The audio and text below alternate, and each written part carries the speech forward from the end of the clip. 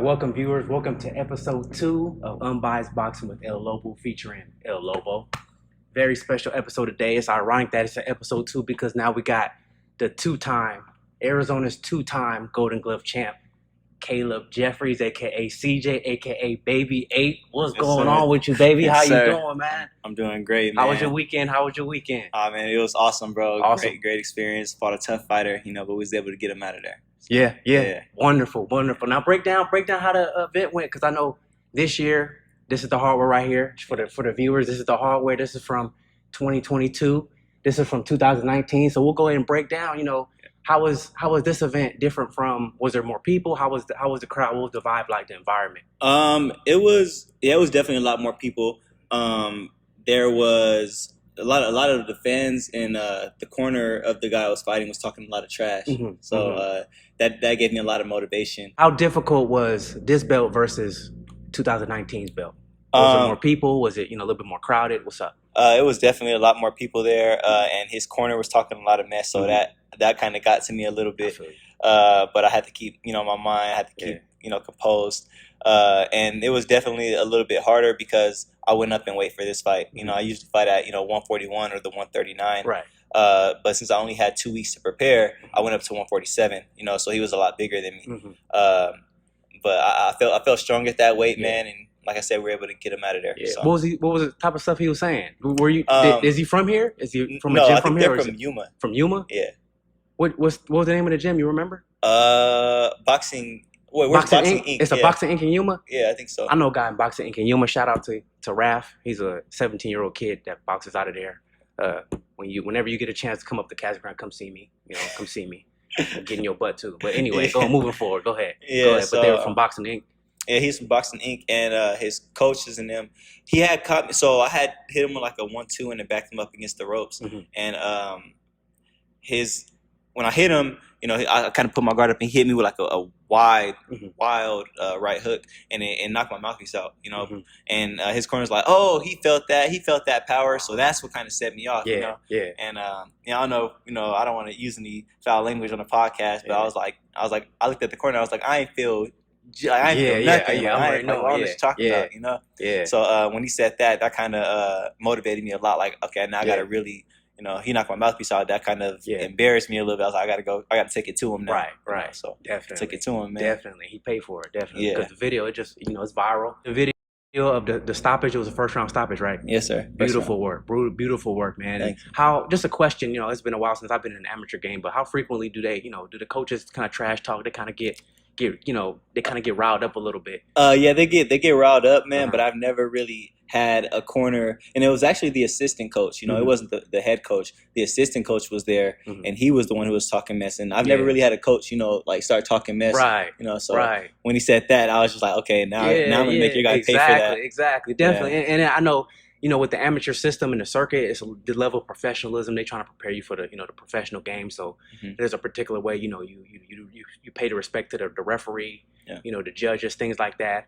You're not supposed to dap up, the other opponent just out of to be professional. But that trash talk, I know it brought up a different level of animal, bro. Because that in the gym, in the regular gym, we sparring, we trash talk, so that might take you back. Like, oh, okay, we here now. Let's get it. That's great exactly work, what it bro. did, man. Great work, bro. And you said you fought off a 2 weeks notice. 2 weeks. So what percent were you out of 100%? Like how did you feel? I probably fought this fight at like maybe 60%, bro. 60%? Yeah, I wasn't all the way there, man. I was got dogged out at 60%.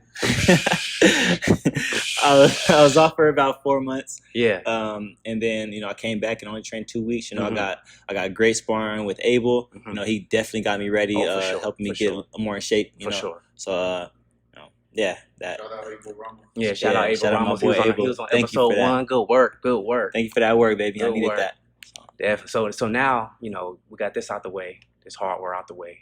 What's next for you? Because before, I know some of the coaches were kind of jumping the gun a little bit about you might be going professional after this fight, and I know you reiterated with them like, hey, one step at a time. We're gonna focus on Golden Gloves, and after that we'll see. Yeah. So what's next for you? I know there's nationals coming up, later in the year possibly. There's other tournaments. You got Gene Lewis, in Arizona, coming up.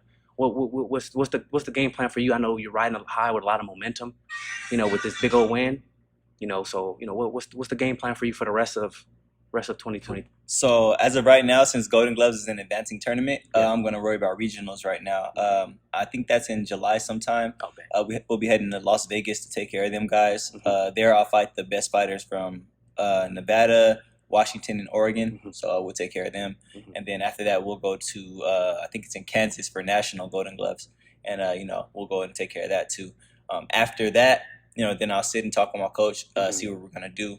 And most likely I'm probably going to end up turning pro this year. It obviously depends on what my coach thinks. Definitely. So absolutely. We'll go there. We grind, and now you got the momentum riding high. We're going to keep working, coming every day, putting in that work, sending a message. You definitely send a message now that you're being a 2-time Arizona Golden Glove champ. You definitely sent a message. It sent ripples, bro. Yes, I saw the video.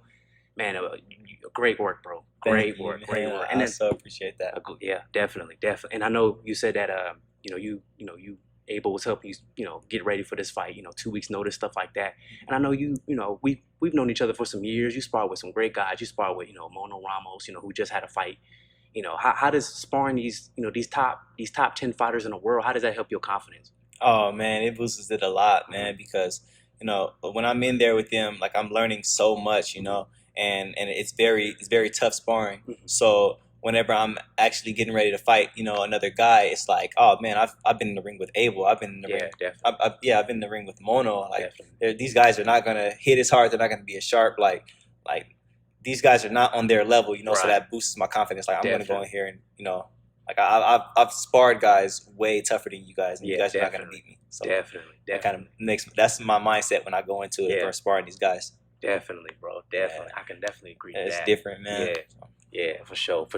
Now, I know you spar, some of the top guys. Who is somebody that you might watch on TV that you might look forward to sparring, like in the future, or I don't want to say possible fight yet because you're still, you're still rocking the game in the amateurs. But who is a guy? Because if they end up on my show, I'm gonna tell them, hey, I got a guy, CJ. He wants some work. You know what I'm saying? Who's a guy? You know what I'm saying? Not to call out no names or nothing, but who do you appreciate in the boxing game that you like? Hey, I love to work with him. Right now, I would probably have to go with Devin Haney. Ooh, he's a real technical fighter. I love the way he fights. He's real smart. He fights real smooth, and I watch him a lot and I learn a lot from him. Sure. So one day I would definitely love to get in the ring with him and just spar and learn some more stuff from him. And maybe one day have a fight with him. Oh, definitely. We'll he's fighting this weekend against George Kambosos. What you think of that matchup, man? Man, so I'm a Devin Haney. I wouldn't say fan. I would say I'm a Devin Haney supporter. Yeah. So, but I think Kambosos is extremely focused, and I believe that Kambosos could probably pull it off.